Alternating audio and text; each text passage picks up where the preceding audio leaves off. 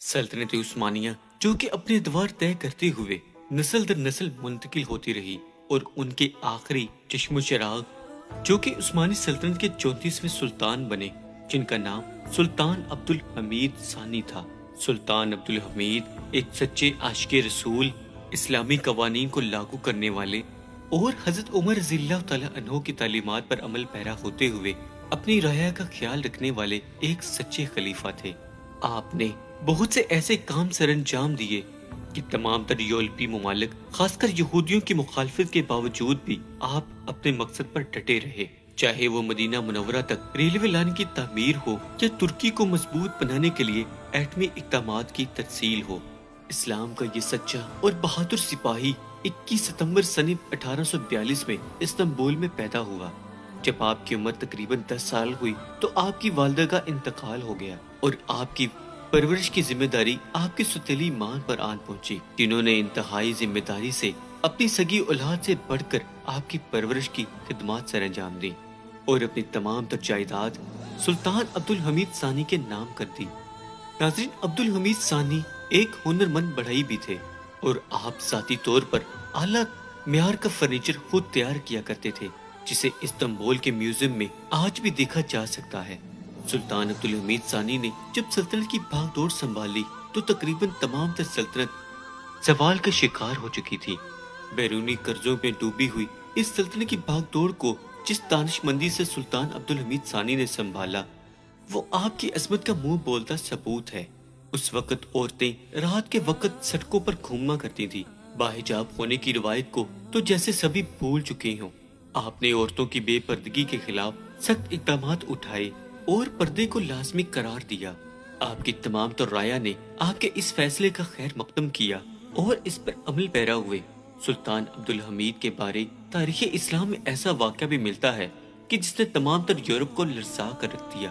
سلطان عبدالحمید ایک دن اپنے تمام وزیروں اور مشیروں کے درمیان موجود تھے کہ ایک حکومتی عہدیدار نے آپ کو آ کر یہ خبر سے آگاہ کیا، فرانس کے ایک تھیٹر نے رسول خدا صلی اللہ علیہ وسلم کی شان مبارک میں گستاخانہ ڈرامے کا انعقاد کیا ہے۔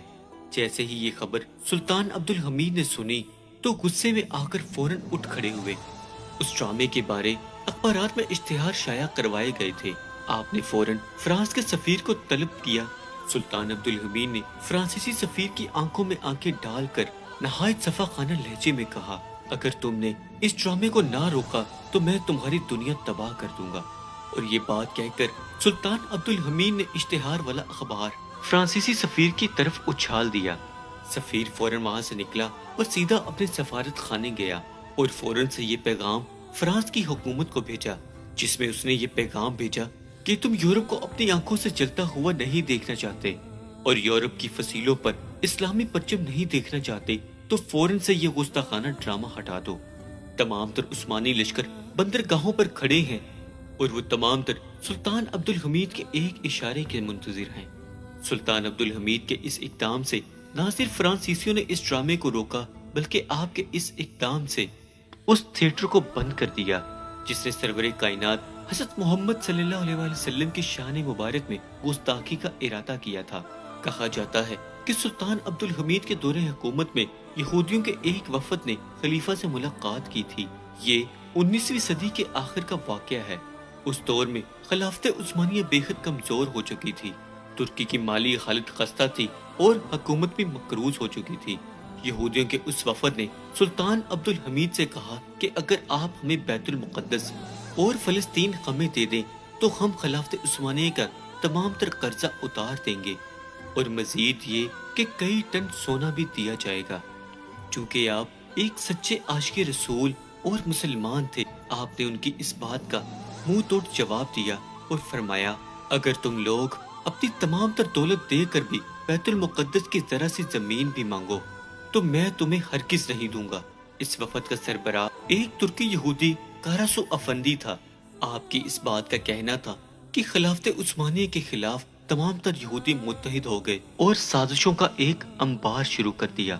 چنانچہ وہ شخص جو مصطفیٰ کمال کی طرف سے خلافت عثمانیہ کا پروانہ لے کر خلیفہ عبدالحمید کے پاس گیا تھا، وہ کوئی اور نہیں بلکہ یہی ترک یہودی کاراسو افندی تھا۔ خود مصطفیٰ کمال پاشا بھی नस्लन यहूदी था। इसकी माँ यहूदी थी और बाप तुर्क कबायली मुसलमान था। खलीफा से दो टोक बात करने के बाद यहूदियों ने मुसलमानों की जड़ें काटना शुरू कर दी और एक खुफिया तंजीम की बुनियाद रखी। उस तंजीम में उन तुर्की नौजवानों की अक्सरियत थी जो कि फ्रांस, बरतानिया या के स्विट्जरलैंड में मुकीम थे, और इस तंजीम का मरकजी दफ्तर पेरिस में कायम किया गया और यहूदी अपने तमाम तर अहकामात वहीं से शाया किया करते। और आहिस्ता आहिस्ता इस तंजीम ने अपना असर और रसूख उस्मानी फौज में इस कदर बढ़ा लिया कि सल्तनत उस्मानिया में से सुल्तान अब्दुल हमीद के वजीरों मशीरों में से और सबसे बड़े ओहदेदारों को अपने साथ मिला चुकी थी। और सुल्तान अब्दुल हमीद को इस बात पर जोर दिया गया कि वो सल्तनत को जमहूरी हुकूमत में तब्दील कर दे, और बैरूनी दबाव की वजह से सुल्तान अब्दुल हमीद ने तकरीबन 1908 में पार्लियामेंट का इफ्तिताह किया और आपने बहुत से इख्तियारात जमहूरी हुकूमतों के हवाले कर दिए। लेकिन जल्द ही इन जमहूरियत पसंद अनासर की साजिशें रंग लाने लगी और सल्तनत के हर शोबे में अबतरी फैलना शुरू हो गई कि तमाम तर मनाजर देखते हुए मुल्क के कदावर तरीन हल्कों ने बगावत कर दी और नौजवान तुर्क के तमाम तर नौजवानों को चुन चुन कर कत्ल किया जाने लगा। लेकिन जल्द ही सुल्तान अब्दुल हमीद की काविशों के सबब इस तमाम तर सूरत हाल पर काबू पा लिया गया और सुल्तान अब्दुल हमीद पर बिलाकर बागियों की इमदाद करने का इल्जाम लगा दिया गया, जिसकी वजह से उन्हें माजूल कर दिया गया और आपको आपके ही घर में नजर बंद कर दिया गया। और सन 1918 में आप इसी कैदो बंद में अपने खालिक हकीकी से जा मिले। आपने अपनी तमाम तर जिंदगी में यहूदियों की तरफ से की जाने वाली तमाम तर साजिशों का डटकर मुकाबला किया।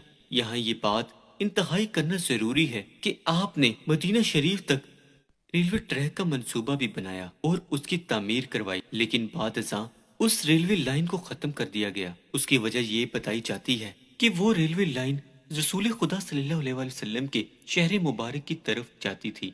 जब आपको मालूम हुआ कि उस रेलवे लाइन का शोर इतना है कि कहीं रसूल खुदा सल्लल्लाहु अलैहि वसल्लम की शान मुबारक में गुस्ताखी ना हो जाए, तो आपने उस रेलवे लाइन को उसी टाइम बंद करने का हुक्म दिया। और आज भी वो रेलगाड़ी मदीना शरीफ में अपनी जगह पर वहीं खड़ी है जहां पर आपने बंद करवाया था।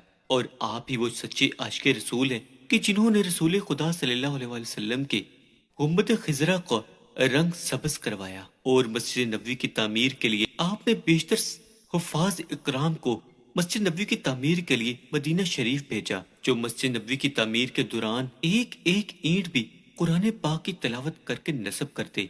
आप वो सच्चे सिर्फ दरवेश इंसान थे कि जो हजरत उमर रज़ियल्लाहु ताला अन्हो की तरह अपने दौरे खुलाफत में गलियों में फिरा करते और मालूम किया करते कि मेरी राया में से किसी को कोई तंगी या परेशानी तो नहीं, और अगर ऐसा मामला कहीं पेश आता तो आप खुद उनकी मदद फरमाया करते। आप नहायत रहमदिल, सच्चे आशिक रसूल, सच्चे मुसलमान और इस्लाम के सच्चे सिपाही थे। आपको अपने दौरे हुकूमत और यहूदियों की तरफ से बेशतर मुखालफात का सामना करना पड़ा, लेकिन इस्लाम के इस सच्चे मुजाहिद ने इन तमाम तर मुश्किलात का बहादुरी से मुकाबला किया। आपने ना सिर्फ यहूदियों की तमाम तर चालों को नाकाम बनाया, बल्कि अपनी दानिशमंदी और हिकमत अमली से उन तमाम तर अनासर पर काबू पा लेते कि जिसकी मंसूबा बंदी यहूदियों ने पहले से की रखी होती थी। आप इस कदर दूर अंदेश इंसान थे कि आप इंसान को पहली नजर में देखकर भांप जाते और यहूदियों के तमाम तर मंसूबा बंदी से आप बखूबी आगाह हो जाते और उसके लिए हिकमत अमली अपनाते। अल्लाह सुल्तान अब्दुल हमीद पर अपनी रहमतों का करोड़हा नज़ूल फरमाए और आपके दर्जात बुलंद फरमाए। आमीन।